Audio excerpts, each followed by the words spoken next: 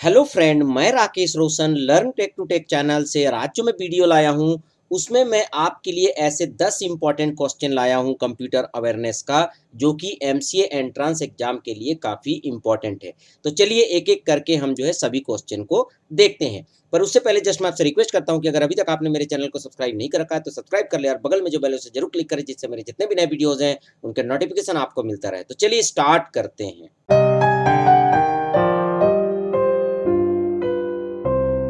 तो चलिए यहाँ पर कंप्यूटर अवेयरनेस के एक एक करके 10 इंपॉर्टेंट क्वेश्चन देखते हैं, जो कि प्रीवियस ईयर के एग्जाम्स में आ चुके हैं। तो यहाँ पर हमारा पहला क्वेश्चन है कि in real time operating system which one is most suitable scheduling algorithm. Real time operating system में कौन सा शेड्यूलिंग एल्गोरिदम जो है सबसे ज़्यादा सुटेबल होता है, और यहाँ पर आंसर है प्रिमिटिव। जो प्रिमिटिव शेड्यूलिंग एल्गोरिदम होता है वो सबसे ज़्यादा सूटेबल होता है रियल टाइम ऑपरेटिंग सिस्टम के लिए। उसके बाद नेक्स्ट क्वेश्चन है कि डिजेक्स्ट्रा banking algorithm in an operating system solve the problem of. Operating system में डिजेक्स्ट्रा बैंकिंग एल्गोरिदम कौन से प्रॉब्लम को सॉल्व करता है? Deadlock avoidance. यहाँ पर जो आंसर होगा डेडलॉक अवॉइडेंस होगा। उसके बाद नेक्स्ट क्वेश्चन है disadvantages of dynamic RAM over static RAM. Dynamic RAM का स्टैटिक रैम के ऊपर क्या डिसएडवांटेजेस है? तो वेरिएबल स्पीड नहीं, बिल्कुल ये नहीं होगा। हाई पावर कंज्यूमशन ये भी नहीं है। ठीक है, तो यहाँ पर जो सही आंसर है need to refresh the capacitor charge every once in 2 millisecond. ठीक है, तो ये जो है राइट आंसर है। तो चलिए अब हम नेक्स्ट क्वेश्चन देखते हैं कि identify the addressing mode where the content of the program counter is added to the address part of the instruction in order to get effective address।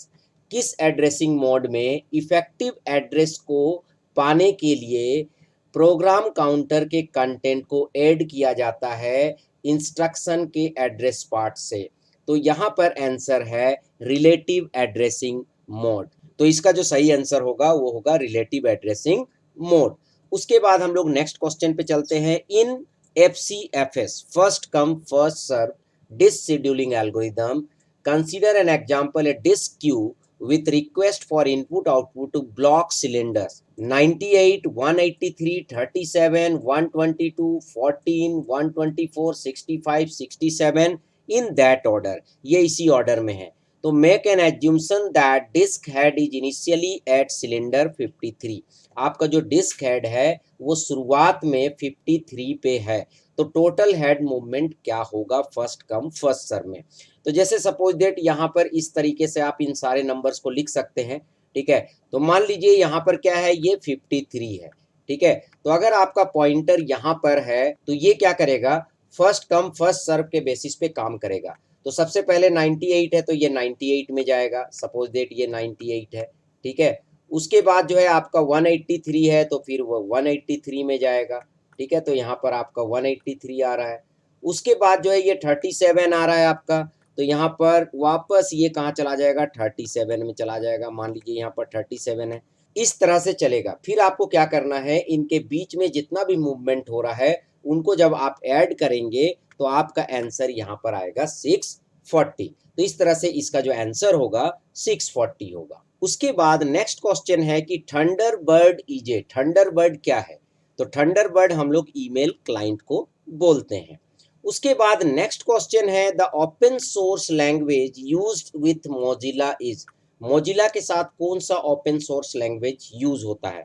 तो यहाँ पर होगा XUL। यहाँ पर XUL को हम बोलते हैं XML यूजर इंटरफेस लैंग्वेज, तो इसका आंसर होगा XUL।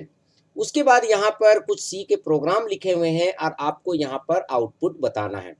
जैसे यहाँ पर एक स्टैटिक कैरेक्टर एरे वेरिएबल है जिसमें आपने बॉम्बे स्टोर किया है। उसके बाद एक कैरेक्टर पॉइंटर वेरिएबल है B जिसमें बॉम्बे फिर से स्टोर है, और यहाँ पर A और B का साइज जो है पूछा जा रहा है। अगर इस प्रोग्राम को आप रन करेंगे तो ये जो सेकेंड लाइन है यहाँ पर एरर आएगा, इसलिए इसका आंसर होगा नन ऑफ द एबव।